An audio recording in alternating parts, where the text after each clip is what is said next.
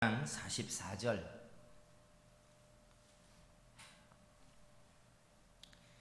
말씀을 봉독해 드립니다.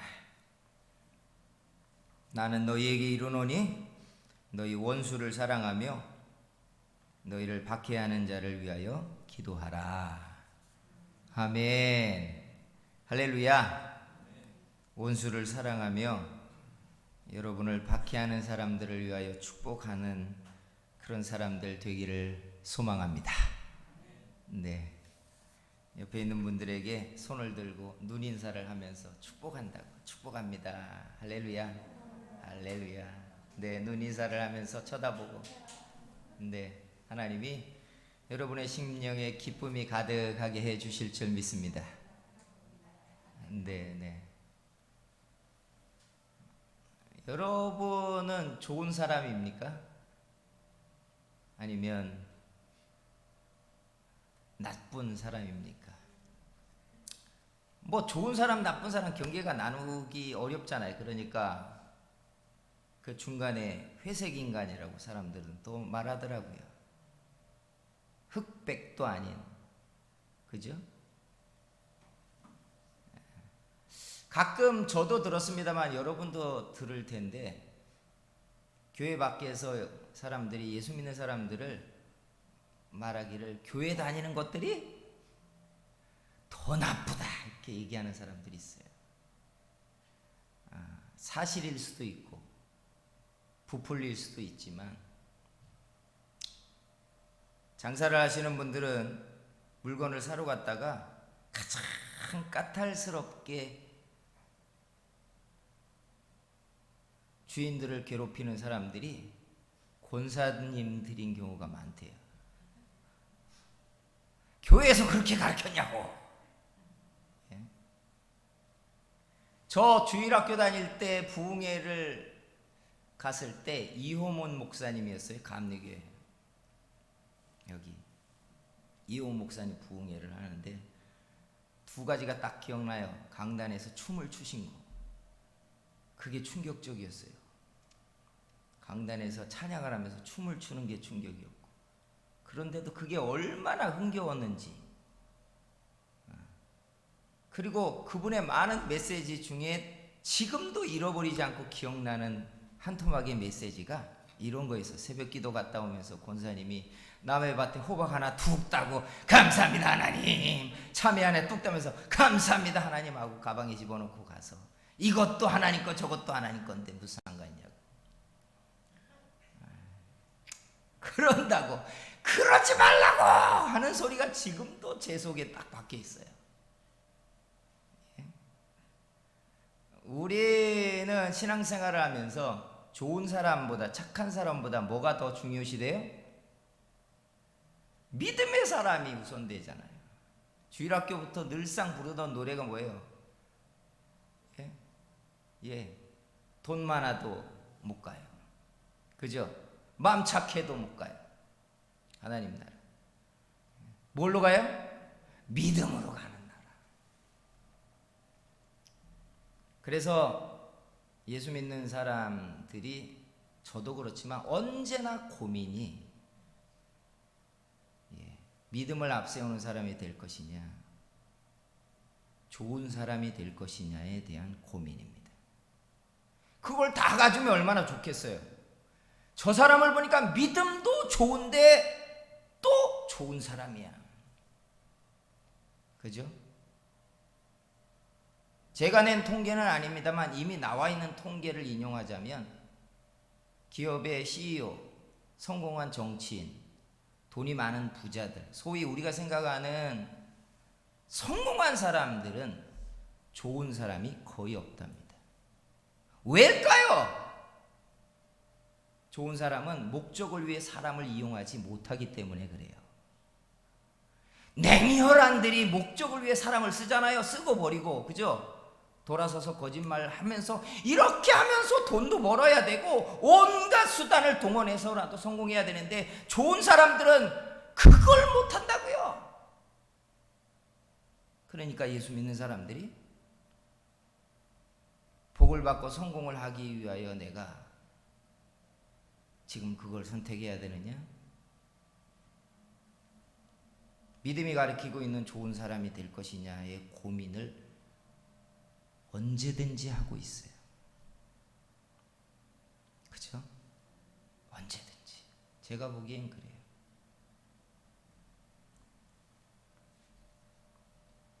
사랑하는 성도 여러분, 금상첨화는 믿음이 큰 사람이 좋은 사람이 되어 있는 겁니다.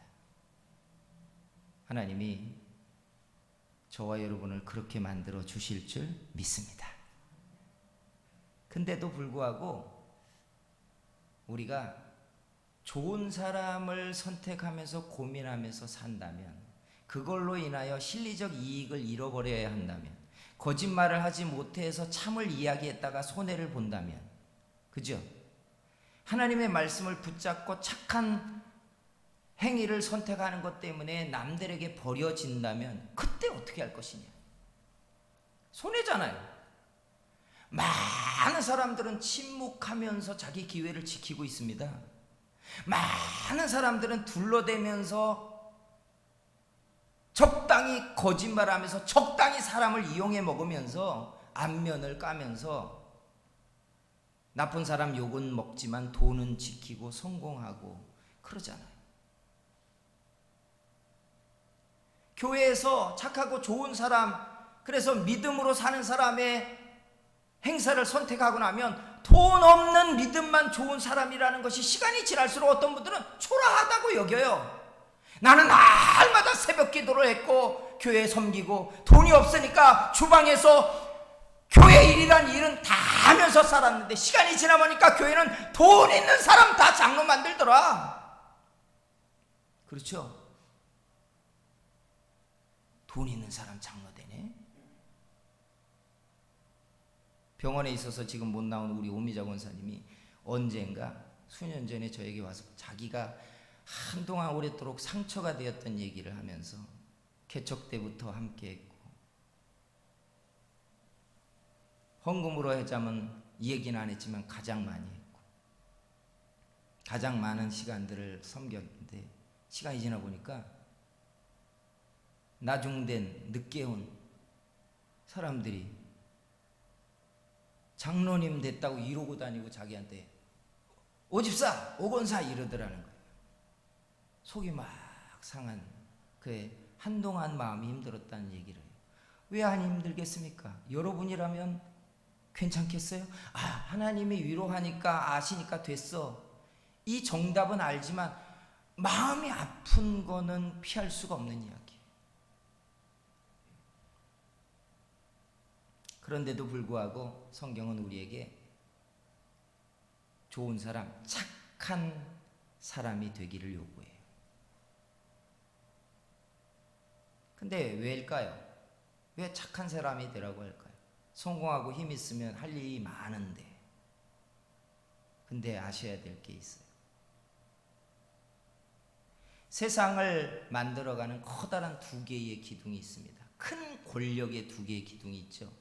그 하나는 영적인 권력이고 또 하나는 물질적인 권력이 있어요. 영적인 권력은 둘로 나뉘어 있죠.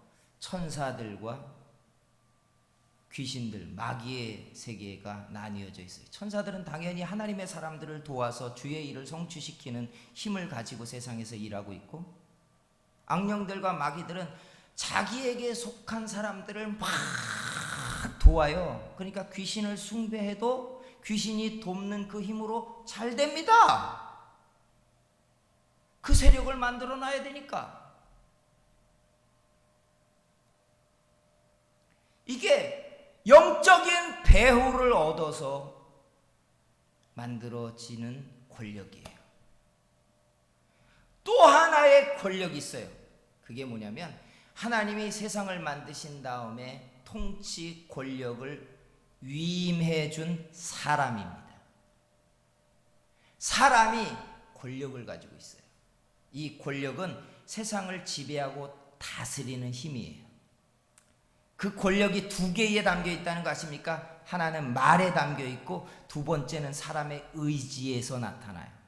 그래서 사람이 각성을 해서 자기의 의지가 깨어나고 그 깨어난 대로 말을 하기 시작하면 사람은 뛰어난 역사를 이루는 사람으로 일어나기 시작해요.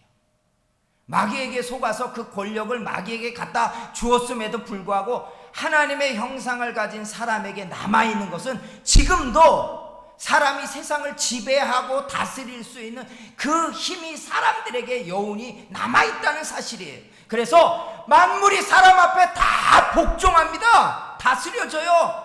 하나님이 사람에게 세상을 통치하는 힘을 위임해놨기 때문에 그래요. 그런데 사람이 가지고 있는 이 힘을 들여다보면 특징이 있어요. 그 특징이 뭐냐? 그게 모든 사람들이 은사가 다르시 그 권력을 조금씩 분산해서 나누어 가지고 있다는 거예요. 이 말은 무슨 말이냐면 누가 세상의 최강자가 되도록 그 권력을 몰빵해서 가지고 있는 게 아니라는 뜻이에요. 아니라는 뜻이에요. 하나님의 교회의 은사를 조사해도 그래요. 다 골고루 가지고 있어요. 어떤 한 사람이 모든 사람의 은사를 몰빵해서 가지고 있어서 그 사람의 말대로 다 되는 게 아니에요. 하나님은 사람을 그렇게 지어놓지 않았어요. 그래서 성전을 이야기할 때 들여다보면 그 특징이 나와요. 예수님은 성전을 자기 몸이라고 첫째 얘기했고, 둘째 우리가 성령이 거하는 전으로 성전이 되어간대요. 근데 잘 보세요. 그러면 우리 한 사람 한 사람도 성전이냐? 아니에요. 조금 더 정밀한 이야기예요. 집을 짓기 위하여 지금은 그냥 거푸집을 지어가지고 거기다가 다 세멘을 부어버리잖아요. 철근. 그래서 하나로 묶어버리잖아요. 근데 옛날에는 어떻게 지었어요? 벽돌 수십만 장을 갖다가 한 장 한 장 이어 붙여서 3층짜리 집이면 30만 장의 벽돌이 들어갔고 5층짜리 집이면 50만 장의 벽돌이 보통 들어갔어요. 아세요? 제가 벽돌집을 지어봐서 벽돌이 얼마나 들어가는지 압니다. 이런 7층짜리 건물을 골조를 세우고 벽돌을 싼다 그러면 한 100만 장은 들어갈 거예요. 하나 쌓고 이어붙이고 쌓고 이어붙여서 한 덩어리를 만들듯이 성경은 정확히 우리가 예수 그리스도를 머리로 서로 연합하고 연결되어 성전이 되어간대요. 그러니까 이 말 속에는 뭐가 있냐면 하나님이 세상을 통치하는 권력을 사람들에게 조금씩 나눠주시고 그 능력에는 은사가 각자 다르고 있는데 이 가지고 있는 권력을 누군가가 모으고 연합하고 덩어리가 되게 하면 이게 큰 힘이 되기 시작한다는 뜻이에요. 그래서 거룩도 거룩과 거룩이 모이면 충만한 거룩이 됩니다. 거룩한 사람들이 모이면 능력이 역사하는 거룩이 돼요. 그래서 아주 고대 때부터 우리의 믿음의 선배들이 영적인 비밀스러운 공식을 말한 게 있어요. 딱 맞는 건 아니지만 그걸 따와서 인용하자면 이렇게 돼 있어요. 두 사람이 뜻을 합치면 절대 무너지지 않는데요. 성경에 있는 이야기죠. 두 사람이 만약에 뜻을 합하면 시험에 들지 않고 무너지지 않는데 이게 참 부부가 중요합니다. 자 보세요. 두 번째, 5사람이 뜻을 같이 하면 한 사람을 일으켜 놓을 수 있대요. 5사람이 뜻을 합쳐서 기도를 하거나 목적을 위하여 같은 일을 하면 한 사람을 성공하게 만들 수 있대요. 이게 두 번째. 세 번째는 뭐냐? 10사람이 합심을 하기 시작하면 부흥이 일어난대요. 할렐루야. 이건 옛날에 조용희 목사님도 얘기했던 원리예요. 그 조용희 목사님도 그 옛날 고대의 믿음의 선배들이 했던 이야기들을 들었는데 10사람만 뜻을 같이 하고 10사람만 합심하고 만약에 10사람만 같은 소망을 품고 기도하기 시작하면 부흥은 반드시 일어납니다. 그랬어요. 부흥이 일어난대요. 100사람이 합심하면 기적이 일어나게 한대요. 이게 아주 옛부터 믿음의 사람들이 했던 말들이에요. 그러니까 우리 각 사람이 조금씩 한 사람의 능력이나 은사로 보자면 그거 별거 아닌데, 그 은사와 능력이 모여서 뜻이 갖춰지고 마치 벽돌이 붙어서 건물이 만들어지듯 연합하게 되어지기 시작하면 그게 큰 힘이 되어 역사를 이루기 시작한다는 거예요. 그래서 세상은요, 큰 사람들은 어떻게 일어나느냐?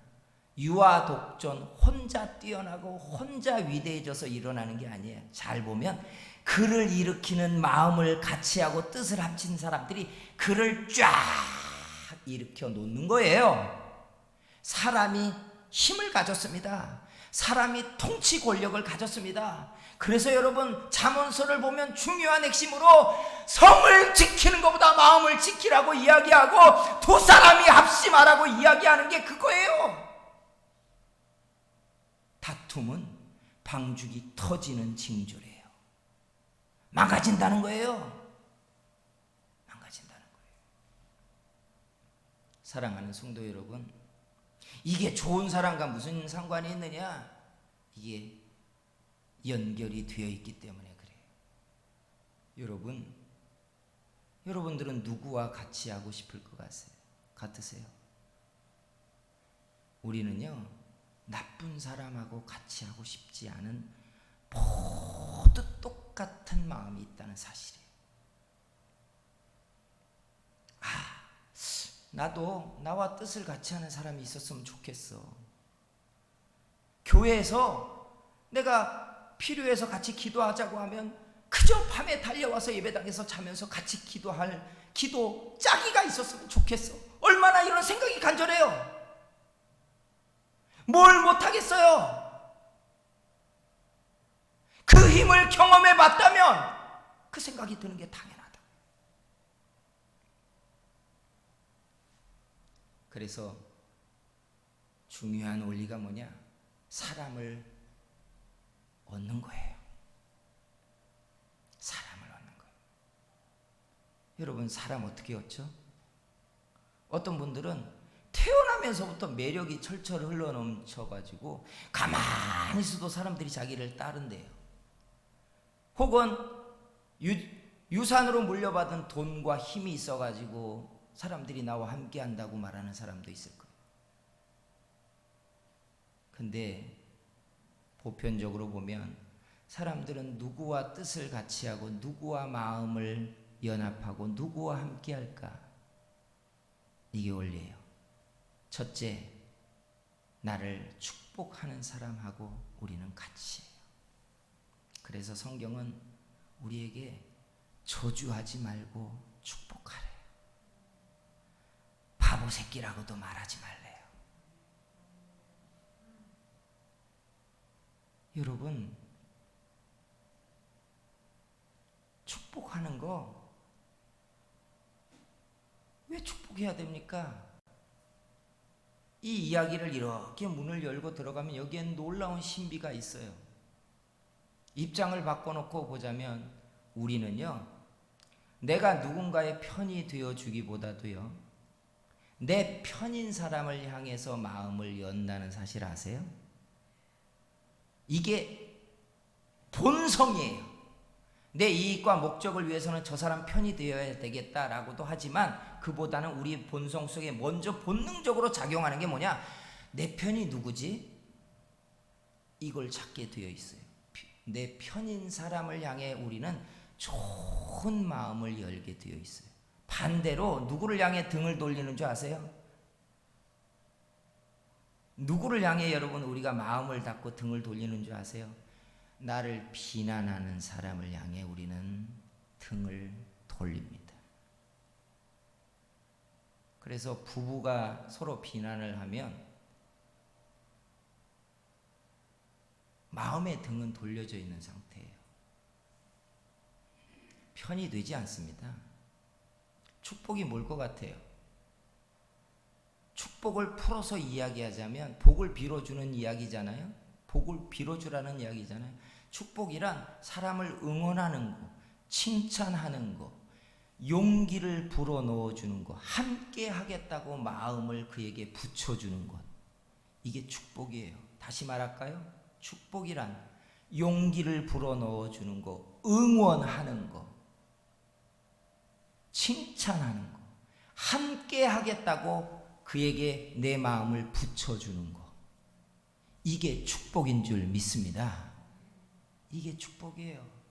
한국 사람들이 유교 속에서, 유교 문화 속에서 성장해서 가장 보편적으로 제가 목회를 하면서 가장 잘하는 게 뭔 줄 아세요? 두고 보자예요. 두고 보자. 두고 보자고 말하는 게 아니에요. 지켜보는 거예요. 지켜보는 거 한국 사람들 정말 잘해요. 그리고 인색한 분들은 잘하면 아무 말 안 해요. 그러다가 실수하면 어떻게 해요? 예, 그거 찍어서 이야기해요.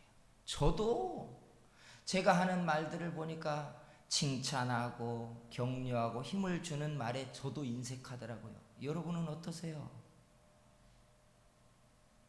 예, 여러분은 어떠세요? 우리요, 사람을 응원하고 칭찬해주고 마음을 붙여주고 용기를 불어넣어주는 축복하기를 못하면 사람을 못 얻습니다. 밥 사는 것만으로는 부족해요. 뜻을 같이 하고 마음을 같이 해서 무언가를 같이 기도하고 같은 방향으로 하나님께 복을 빌어주고 그가 목적을 성취하도록 응원해 주는 일들로 우리에게 작은 은사가 연합하게 하고 능력이 함께하도록 붙지 아니하면 우리가 가지고 있는 은사나 우리가 가지고 있는 재능으로는 하나님 앞에 성공하기가 어렵더라고요.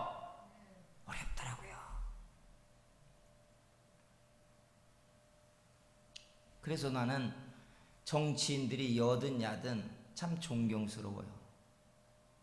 성공한 정치인들에게 있는 재능을 들여다보면 대중의 마음을 어쨌든 끌어모으는 그 힘과 재능이 그들에게 있어요. 그들에게 있어요. 이야, 대단하다. 그게 자신들의 목적을 성취하게 하더라고요. 근데 참 이게 쉬운 것 같으면서도 어려워요.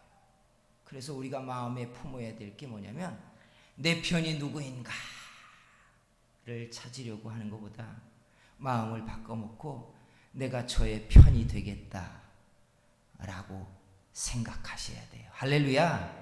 내가 저 사람의 편이 돼야지. 내가 이 교회의 편이 돼야지. 내가 저 사람의 응원자가 돼야지. 내가 저 사람과 마음을 붙여야겠다. 할렐루야. 그러면 그가 나와 함께해요. 그도 나와 함께 한다고요. 나는 비난하고 나는 손가락질하고 나는 깎아내리는데 그가 변함없이 내 편이고 나를 응원하고 나를 위해 기도하고 나와 뜻을 같이 할 거라고 누가 생각하겠냐고요. 여러분이라면 하겠어요?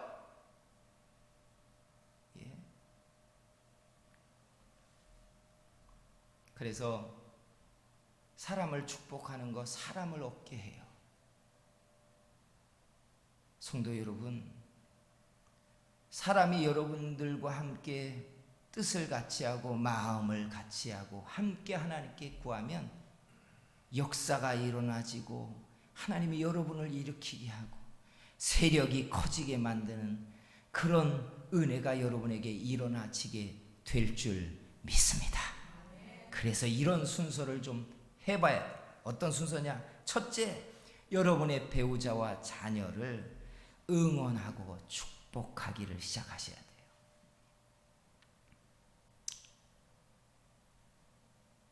참 중요해요. 예, 이게 개념이 바뀌어야 돼요. 누구라고 얘기하기가 그렇지만 제가 주일학교 아이들 차량 운행을 하면서 아이들이 가끔 물어요. 그러면 아이들이 이런저런 얘기를 하는데 어떤 애들이 그래요. 엄마한테 아빠한테 들었던 가장 기분 좋은 말이 뭐야? 부모가 칭찬하거나 응원하거나 격려해 줬던 이야기들이겠죠. 한 아이가 가만히 있다가 저는 한 번도 그런 말을 들어본 적이 없어요.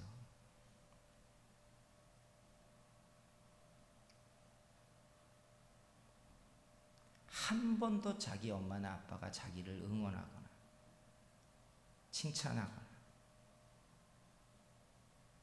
해준, 그래서 기분이 좋았던 말을 들어본 적이 없대요. 제가 당황해서 수습을 했어요. 아이, 했는데 네가 못 들었을 거야. 여러분, 우리 사람을 축복하지 않으면, 사람이 밥을 먹기 위해, 돈을 벌기 위해, 목적을 위해서는 동행해도요, 뜻을 같이 하지 않습니다. 우리 이 작은 재능을 가지고 어떻게 우리가 일어나겠어요? 어떻게 일어나겠어요? 하나님께서 축복이 사람을 얻게 하는 이 은총이 여러분에게 일어나게 되기를 축원합니다. 두 번째가 있어요. 교우들에게 진심으로 복을 빌어주시고 사랑을 나누셔야 돼요. 그러면 내가 힘이 들고 내 문제가 터지고 내가 하나님께 기도해야 될 때 그들이 진심으로 같이 신앙생활을 해보면 해볼수록 이거는 절실해. 진심으로 하나님의 교회와 성도를 섬기고 사랑한 사람들은요, 그들이 문제가 터지고 그들의 자식이 아프고 그들이 병들었다 그러면 하나님 앞에 짧은 시간 기도를 해도요, 성도들이 진심으로 애통해 하면서 기도를 합니다. 애통해 하면서 하나님, 저를 위해서 기도합니다. 여러분, 다비다가 왜 다시 살아납니까? 그녀가 다시 살아나면 무슨 하나님의 더 큰 일을 할 게 있어서 사명이 남아있어서 다비다가 다시 살았을까요? 아니에요. 다비다를 위하여, 죽은 다비다를 위하여 베드로에게 기도해달라고 요청한 사람들이 한 말을 보면, 그녀가 살아있을 때에 옷을 지었고 식량을 나눴고 가난한 사람들을 도왔던 일들이 너무 많았대요. 그걸 들고 와가지고 사람들이 다비다의 장례식에 와가지고 가슴을 치면서 애통하다가 베드로가 오니까 다비다를 살려주세요, 다비다를 살려주세요. 여러분, 성경을 보면서 야, 베드로 능력 대단하네, 죽은 자를 막 살렸어, 이렇게만 보면 성경을 반쪽만 보는 거예요.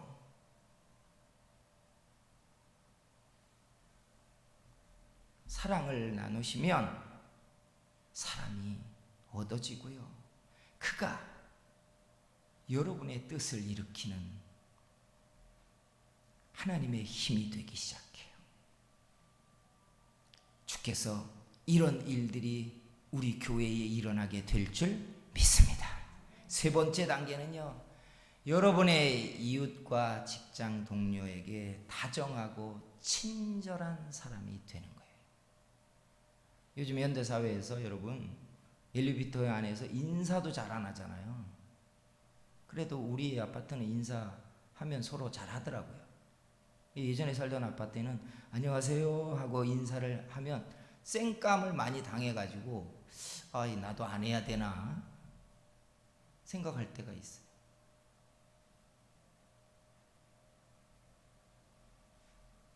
이웃에게 다정하고 친절한 사람만 되어도요, 사람을 잃지는 않습니다.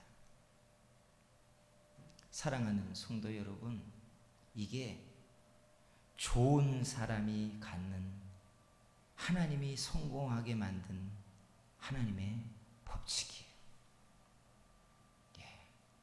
세상의 방식대로 좋은 사람 되는 거 힘들어, 손해봐야 되고 거짓말할 수 없으니까 나쁜 기회 놓쳐버리고 뻔뻔한 이야기 못하니까 저 무능력한 것을 끝까지 데리고 살아야 되고, 좋은 사람 되기 힘들어, 냉정해야지, 갈랐을 때 갈라서.